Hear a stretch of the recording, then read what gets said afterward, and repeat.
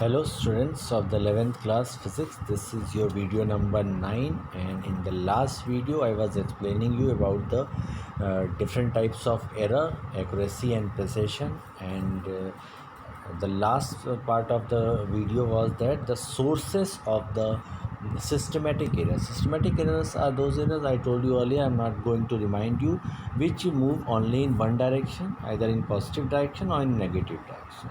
So what was the one source I explained you. Now I am going to tell you what are the next source to understand better student. अगर आप इसको अच्छे से समझना चाहते हैं इस हेडिंग को, तो आप पिछले वाली वीडियो को ध्यान से देखिए, क्योंकि उसके लास्ट सोर्स वन से ही मैं शुरू कर रहा हूँ। तो सोर्स वन में आपने क्या देखा था? सोर्स वन में आपने देखा था कि जो भी हम लोग डिस्कस कर रहे हैं वो एरर, उसका कारण क्या है वो हमने डिस्कस किया। फिर हमने देखा उसके सोर्स क्या है, सोर्स क्या है। तो एक सोर्स आपको क्लियर है। दूसरे सोर्स पे आता हूँ, imperfections in experimental technique or procedure. For example, come to the next page. I told you, yes, determine the temperature of human body. अगर आप अपने ह्यूमन बॉडी का टेम्परेचर निकालना चाहते हैं, अब थर्मोमीटर को कहाँ प्लेस करेंगे? आर्मपिट में या किसी और बॉडी पार्ट में? अगर आपने अंडर इसको आर्मपिट कर लिया, ठीक है, अपने अगर आर्मपिट में रखेंगे तो वहाँ स्वेटिंग हो रही होगी, पसीना हो रहा होगा, तो टेम्परेचर आपको एक्चुअल नहीं आएगा। तो will always give a temperature lower because of sweating then the actual of the body temperature. तो ये क्या है? रॉन्ग प्रोसीजर है। मैं आपको फिर से रीड करके दिखाता हूँ। सोर्स टू जो सिस्टमेटिक एरर का है, इम्परफेक्शंस इन एक्सपेरिमेंटल टेक्निक और procedure. For example, to determine the temperature of human body, thermometer placed under the armpit will always give a temperature lower. तो जब भी आप आर्मपिट में रखेंगे थर्मोमीटर को, तो ये रॉन्ग प्रोसीजर है, ये भी आपको एक सिस्टमेटिक एरर देगा। तो ये दूसरा तरीका है, और आपको मैंने बताया ये एक्चुअल वैल्यू जो होगी आपकी टेम्परेचर नहीं मिलेगी। तो ना नेक्स्ट पेज पे चलते हैं। Next page is of the body temperature observation without observing proper precautions. इसमें ये भी चीज़ है कि अगर आप ऑब्ज़र्व कर रहे हैं और उसमें कुछ प्रिकॉशन नहीं ले रहे हैं तो भी आपको एरर मिलेगा सिस्टमेटिक। जो सबसे इम्पॉर्टेंट चीज़ है मैं आपको बताऊं, systematic errors can be minimised bye improving experimental techniques and selecting better instruments etcetera. इसको बहुत हद तक कम कर सकते हैं। लेकिन जो दूसरा एरर है, मैं इसके बारे में बताऊंगा, रैंडम एरर। मैंने पिछली वीडियो में भी जिक्र किया था कि दो तरह के एरर्स आप पढ़ेंगे। पहला एरर आपने क्या पढ़ा? पहला एरर आपने पढ़ा सिस्टमेटिक एरर, इसके क्या क्या तरीके हैं ये आपने सोर्सेज भी पढ़ लिए। अब मैं चलता हूँ रैंडम एरर में। Random errors, now read it one time. Random errors में ऐसे बताऊँ, जैसे मान लीजिए आपने लेंथ लिया 0.3, ठीक है, अब किसी ने एक्सपेरिमेंट किया, ये 0.4 आने लगा, किसी दूसरे ने एक्सपेरिमेंट किया, इसी वैल्यू को निकाला, 0.2 आने लगा। अब देखिए दोनों तरफ जा रहा है, 0.3 से बढ़ भी रहा है और 0.2 का मतलब घट भी रहा है। तो ये रैंडम एरर है, दोनों डायरेक्शन में जाएगा, पॉजिटिव भी और नेगेटिव भी। जबकि इससे पहले आपने देखा, अगर आप लास्ट वीडियो को देख पाए, वीडियो 8 को, तो उसमें आपने देखा सिस्टमेटिक एरर सिर्फ एक तरफ जा रहा था, या तो बढ़ रहा था या तो घट रहा था। फिजिक्स में आपको मैं बताऊँ आगे जब भी आप पढ़ेंगे तो आपको रैंडम एरर्स मिलेगा, और आपको उस रैंडम एरर को ही मेज़र करना मैं सिखाऊंगा आगे की वीडियो में विथ एग्जांपल। तो देखिए स्टूडेंट, मैं पढ़ता हूँ। B is the random error. The random errors are those errors which occur irregularly and hence are random with respect to sign and size. क्या लिखता है इसमें? विच ऑकर इरेगुलरली, जो इरेगुलर है मतलब दोनों तरफ जाएंगे, and hence are random with respect to sign and size. और इसमें साइन का भी रैंडमनेस है और साइज का भी, ठीक है। मैं इसको भी आगे बताऊंगा वैल्यू जब मैं आपको क्वेश्चन कराऊंगा। तो random errors can what can yes be minimised but can't be remove fully. तो इसको आप हटा नहीं सकते। तो मैं इसको मेज़र करूँगा, तो इसको मेज़र करने के लिए मैं आपको बताऊँ, बहुत आसान है ये। एग्जाम्पल जब मैं आगे करूँगा तो और क्लियर हो जाएगा। Absolute error, relative error and percentage error, ये तीन चीज़ हम मेज़र करेंगे, ठीक है। पहले मैं आपको बताऊं, इसको मैं फार्मूला में कन्वर्ट करूँगा। फिर कोई भी क्वेश्चन आएगा जिसमें आपको एब्सोल्यूट एरर निकालना होगा, रिलेटिव एरर निकालना होगा एग्ज़ाम में, परसेंटेज एरर निकालना होगा, आप उस फार्मूला का यूज़ करके बड़े आसानी से निकाल सकते हैं। मैं आपको पहले बता चुका हूँ, सिस्टमेटिक एरर को हम मेज़र नहीं करेंगे, वो हम अपने प्रोसीजर को, अपने इंस्ट्रूमेंट को मॉडिफाई करके ठीक कर लेंगे। लेकिन रैंडम एरर नहीं मिनिमाइज़ हो सकता पूरी तरह से, उसको हम मेज़र करेंगे। उसके तरीके हैं जैसा मैं आपको दिखा रहा हूँ।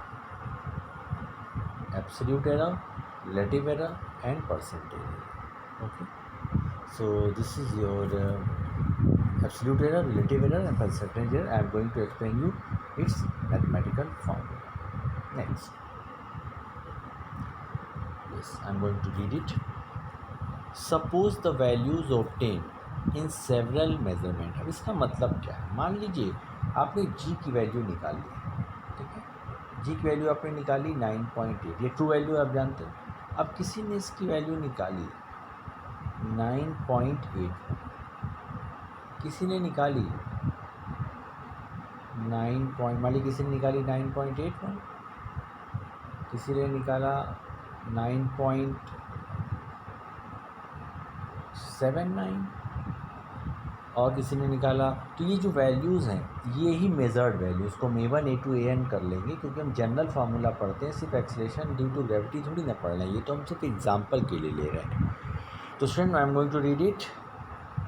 Suppose the values obtain in several measurements are A1 A2 AN. Okay, 10,000 आंकड़े भी हो सकते हैं, 10,000 ऑब्जर्वेशन भी हो सकते हैं, तो मैंने इसको जनरलाइज कर दिया A1 A2 और A3 AN. पहले हम इसका मीन निकाल लेंगे. मीन निकालना स्टूडेंट आप 10th क्लास से जानते हैं, इन सबको ऐड कर देंगे. A1 A2 A3 up to N upon N, ये फार्मूला 1 है. अब आप इसको नोटेशन में भी लिख सकते हैं. आपको पता है समेशन I इक्वल टू 1 करेंगे तो A1 N हो जाएगा, 2 करेंगे तो A2 बाई N हो जाएगा, N कॉमन हो जाएगा तो ऊपर A1 A2 AN, क्योंकि ये समेशन 1 से लेके कहाँ तक जा रहा है, N तक. फर्दर डेल्टा A1 निकालेंगे. डेल्टा A1 निकालने का तरीका क्या है? A1 आपके पास है ही है, A1 में से A मीन को माइनस कर दीजिए जो अभी आपने इक्वेशन 1 में निकाला है.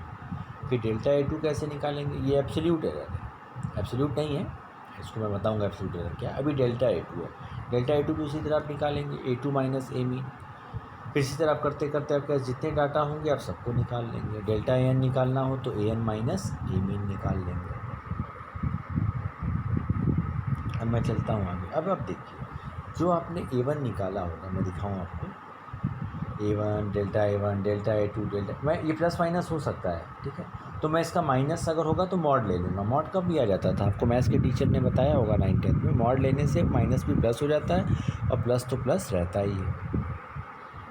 ये देखिए delta A1 mod delta A2 up to mod delta N are the absolute errors. ये जो आप डेल्टा निकालते हैं A1 delta A2 delta N, यही एब्सोल्यूट एरर होता है हमारे एक्सपेरिमेंट का. और आप भूलिए मत, हम रैंडम एरर को मेज़र कर रहे हैं तो हमको एब्सोल्यूट एरर निकालना आ गया. अब जब मैं इसका मीन निकाल दूंगा तो ये डेल्टा A मीन कैसे निकलेगा? ये जितने डेल्टाज आप देख रहे हैं, मैं फिर से दिखाऊँ, जो आपको ये निकालना है मीन एब्सोल्यूट एरर, उसके लिए आप जितने एब्सोल्यूट एरर्स हैं सबको आप मीन निकाल दीजिए. सब मीन निकालने का तरीका आपको पता ही है. तो ये आपका इक्वेशन नंबर 4 हो गया सर, ठीक है. तो आपने ये कर लिया. अब आप इसको नोटेशन में लिखेंगे तो I इक्वल टू 1 से N तक जा सकते हैं. Delta A1 by 1 delta A2 by हो जाएगा, ठीक है. यहाँ मॉड लगा होना चाहिए था तो मॉड आप यहाँ लगा लीजिए, ठीक है. तो ये आपका मॉड हो गया. अब हम चलते हैं नेक्स्ट पेज पे, where let's see one more time. Delta A mean is called mean absolute error, मैं कह ही रहा था. Then if we do a single measurement then एक की वैल्यू अब क्या हो जाएगी, A mean plus minus delta A mean करके लिखेंगे. किसी भी वैल्यू को हम ऐसे ही लिखा करेंगे, ठीक है. अब आपको पता है माइनस लेंगे तो ये इधर आ जाएगा और प्लस लेंगे तो इधर, यानी A की value A mean minus delta A mean और A mean plus delta A mean के बीच घूम रही होगी. अब हम नेक्स्ट पेज पे चलते हैं. तो रिलेटिव एरर को भी देख लेते हैं, लेकिन रिलेटिव एरर को देखने के लिए चलिए इसको देख ही लेते हैं रिलेटिव एरर को पहले, फिर मैं रिमाइंड करता हूँ. रिलेटिव एरर क्या है? Relative error is the ratio of mean absolute error, अभी आपने निकाला delta A mean, to the mean value of the quantity measure. तो रिलेटिव एरर भी आपका हो गया. डेल्टा A मीन आपने निकालना सीख ही लिया, A मीन से आप डिवाइड कर दीजिए. फिर देखिए आप परसेंटेज एरर. परसेंटेज एरर भी आसान है. Percentage error when the relative error is expressed in percentage, when the relative error is expressed in percentage. तो परसेंटेज निकालने के लिए आपको 100 से मल्टीप्लाई करना है. ये तो आप बहुत लोअर क्लास से मैथ्स में जानते हैं. It is called percentage error. So percentage error is delta A, representation इसका है delta A. Delta A mean upon A mean relative error था, इसको 100 से हमने क्या किया है, मल्टीप्लाई किया है। तो अगर आप ध्यान से देखिए स्टूडेंट, तो इस पूरे वीडियो में मैंने आपको सिर्फ फार्मूला बताया है, न्यूमेरिकल मैं आपको नेक्स्ट वीडियो में बताऊंगा। हमने क्या देखा, हम सिस्टमेटिक एरर का जो बचा हुआ पोर्शन था उसको पढ़ें, सोर्सेस क्या थे, फिर हमने उसमें देखा कि सिस्टमेटिक एरर कभी भी मिनिमाइज़ किया जा सकता है एक्सपेरिमेंटल टेक्निक और बेटर इंस्ट्रूमेंट्स की सहायता से। रैंडम एरर नहीं किया जा सकता, तो रैंडम एरर को मैं मेज़र कर रहा था। मेज़र करने के लिए 3 टर्म थे, absolute error, relative error and percentage error. तो फॉर्मूला क्या है एब्सोल्यूट एरर का, मैं दिखाता हूँ। ये एब्सोल्यूट एरर्स है आपके, इसका मीन निकाल लेंगे तो मीन एब्सोल्यूट एरर हो जाएगा।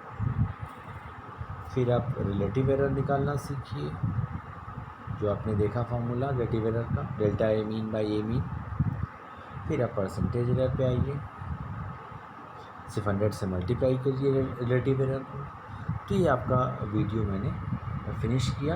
इसमें मैंने सिर्फ फार्मूला देखा है स्टूडेंट। नेक्स्ट वीडियो में मैं इसी से जुड़े क्वेश्चंस करूँगा और वो वीडियो पूरी तरह से इन्हीं फार्मूला पे क्वेश्चन होगा, तो आपका फार्मूला भी क्लियर हो जाएगा और वो वीडियो भी क्लियर हो जाएगा। So this is the end of your video number 9 of chapter 2 units and measurement.